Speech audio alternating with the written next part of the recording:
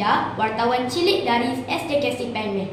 Hari ini, warga sekolah akan bersama-sama menyertai program Jom Membaca 10 Minit. Aktiviti ini dijalankan serentak di seluruh negara bagi menyemai budaya membaca dalam kalangan murid, guru dan seluruh komuniti sekolah. Program ini bertujuan membentuk masyarakat celik ilmu melalui aktiviti pembacaan yang konsisten dan menyeronokkan.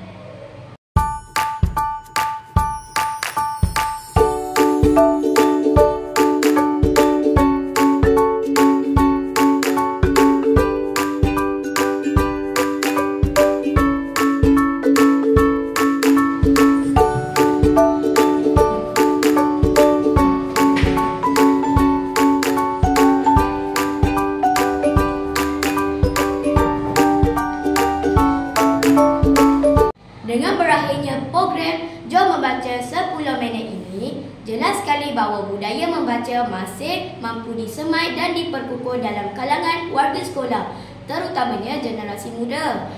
Inisiatif seperti ini bukan sahaja menyemarakkan semangat membaca, malah mengukuhkan lagi peranan perpustakaan sebagai pusat ilmu dan informasi. Sekian, terima kasih. Bye-bye.